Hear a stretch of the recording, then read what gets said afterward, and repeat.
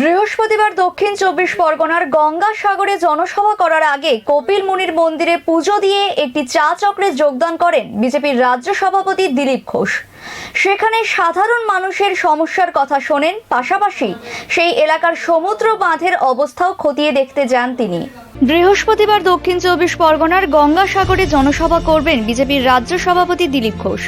আর সেই সভা করার আগে এদিন গঙ্গাসাগরে কপিল মুনির মন্দিরে পুজো দিয়ে একটি চা চক্রে যোগদান করেন তিনি।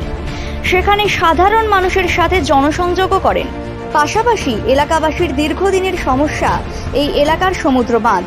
ভরা কোটালেই এখানে বাঁধ বারে বারে ভেঙে এলাকা প্লাবিত হয় বলে দিলীপ ঘোষকে জানান এলাকার সাধারণ মানুষজন। সেই কথা শুনে সাগরের বোটখালি গ্রামে সমুদ্র বাঁধের অবস্থাও খতিয়ে দেখতে যান বিজেপির রাজ্য সভাপতি। এ প্রসঙ্গে আরো বিস্তারিত জেনে নিচ্ছি দক্ষিণ চব্বিশ পরগনা থেকে আমাদের প্রতিনিধি বাবলু প্রামাণিকের কাছে। গঙ্গাসাগরে জনসভা করেন বিজেপির রাজ্য সভাপতি দিলীপ ঘোষ। আর সেই সভায় আগে এদিন গঙ্গাসাগরে কপিল মুনির মন্দিরে পূজা দিয়ে একটি চা চক্রের যোগদান করেন তিনি। সেখান থেকে সাধারণ মানুষের জনসংযোগ করেন। বিজেপি সরকারের ক্ষমতা গেলে মানুষের জন্য কী করবে সেসব এদিকে যেমন তিনি বলেন, তেমনি বর্তমান তৃণমূল সরকারের রাজ্যবাসীর সাথে কী প্রতারণা করেছে সেই সবগুলো তুলে ধরেন। সরকারি সম্পত্তি ধ্বংস করে সাধারণ মানুষের কাছে কাটমানি খাচ্ছে সম্পর্ক তুলে ধরেন।